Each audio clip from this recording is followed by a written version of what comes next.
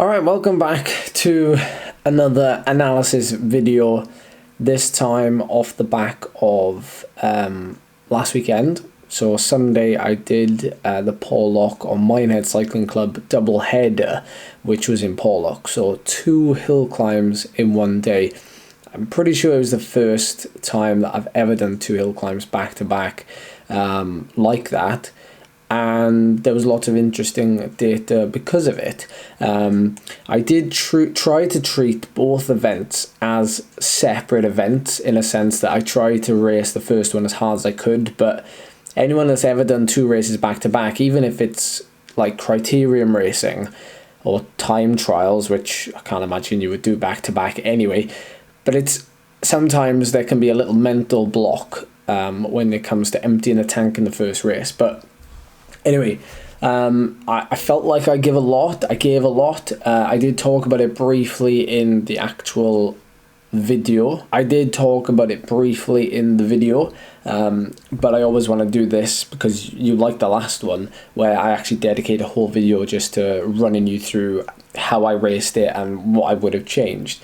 There is definitely something I would have changed in this first race, which we will get on to right now. So this first race was run on the steepest A road in the UK, and it's the first section of this road that is the steepest, 400 meters at about 20%, but it tops out at 25%. I spoke a little bit in the video about how I really struggle on steep gradients.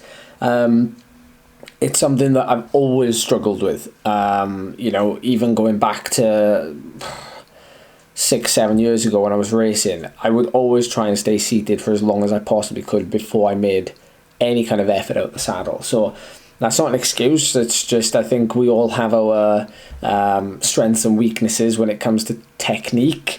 And although I spend a lot of time when I'm riding, just generally out of the saddle, dancing on the pedals, when it comes to going all out, I always feel like it's a bit of a limiter of mine. So it's something that I do continuously try to work on. So this first hill climb, I finished second to Andrew Feather again. And this time the gap was bigger.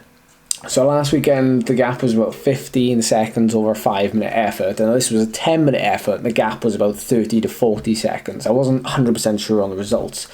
So I'm still struggling with weight, and I know I had a couple of messages from you lot in the last video, private messages, saying that you can relate to that. And it would be very easy for me to sit here and say that, like, in terms of power, like, I'm doing quite well at the minute, but in terms of weight, I'm not. So part of the reason why I'm not sort of getting closer to the win when I'm going up against, the best of the best is because of that. It's like 3 kilos at the minute, which is something I'm still working on. So, you guys aren't alone. I'm not alone. I'm glad that none of us are alone in trying to struggle to get to that then.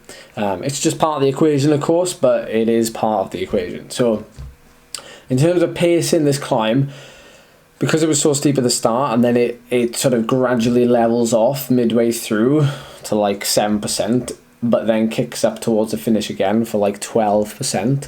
I did have a plan that I would just try and leave it all out there, which meant going really hard in the beginning and then sort of tailing off in the middle and then like trying to finish strong.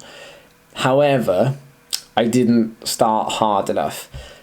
I can say that now, but at the time, it felt like I'd given everything and that I'd paced it as well as I could have. But I definitely didn't. Although I did produce most of the highest section of my power in the first half, it wasn't high enough. And therefore I lost virtually 90% of the time that I lost to first place was in the first 5 minutes, or in this first section, which was the steepest.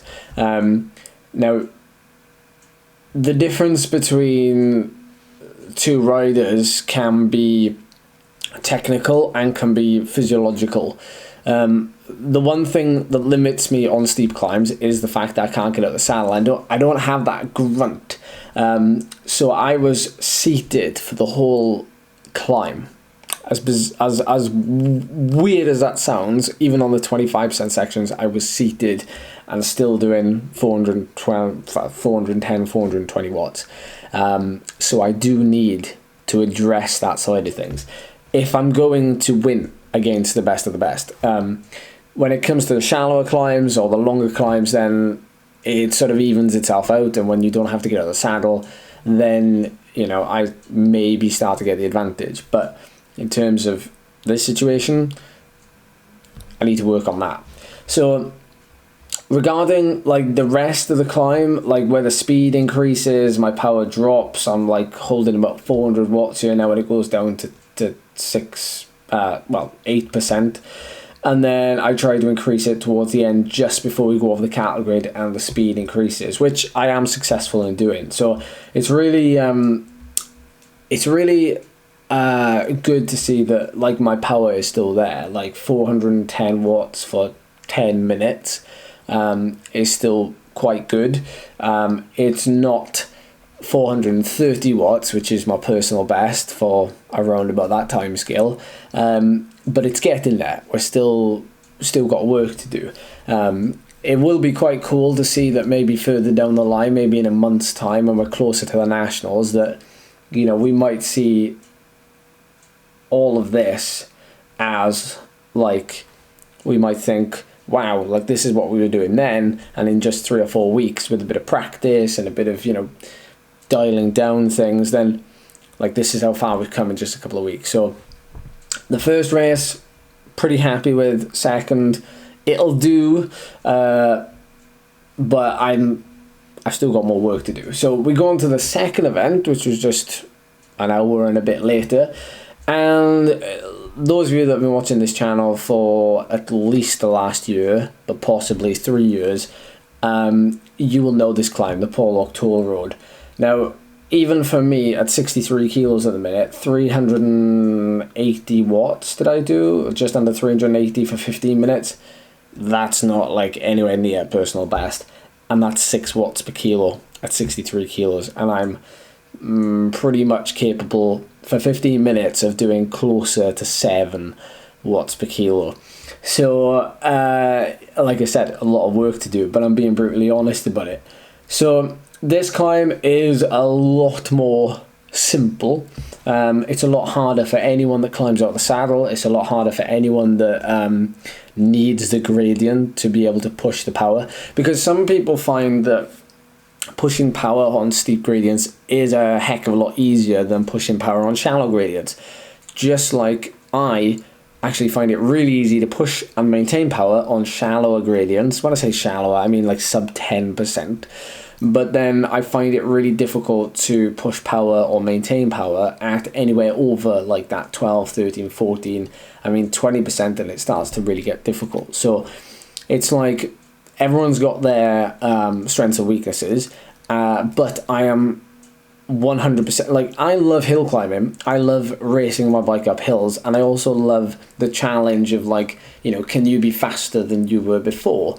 This first hill climb, we're on to the second one now, but the first hill climb, I'd never actually ridden the hill in its entirety before. So that's worth noting, and I definitely wouldn't do that if I were you. I would try and at least, see the climb once if you can.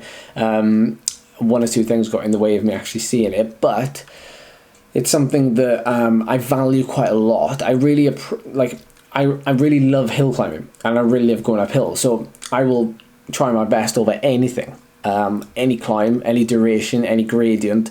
It's part of cycling, but it's also part of you trying to change like your mindset, but also like try and improve yourself and how you operate in hill climbs.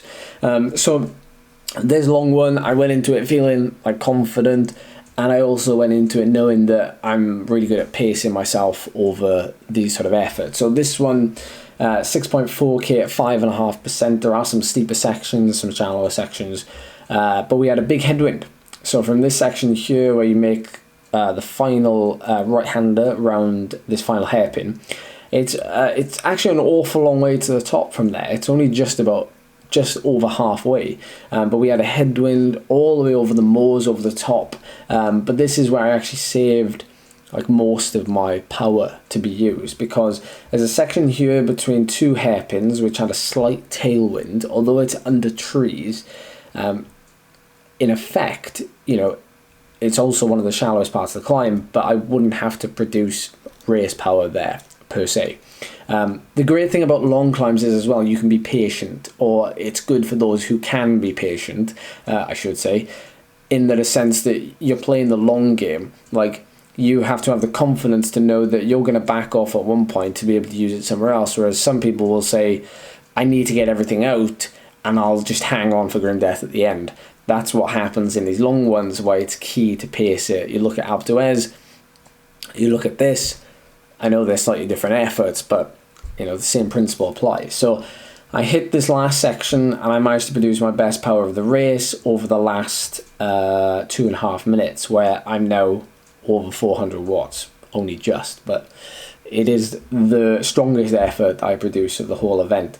The first couple of kilometers I really had to keep myself in check, because I knew that after doing the race first, and I had a couple of questions about this on the day actually, about how did I feel about the first race, how much did I think it took out of me.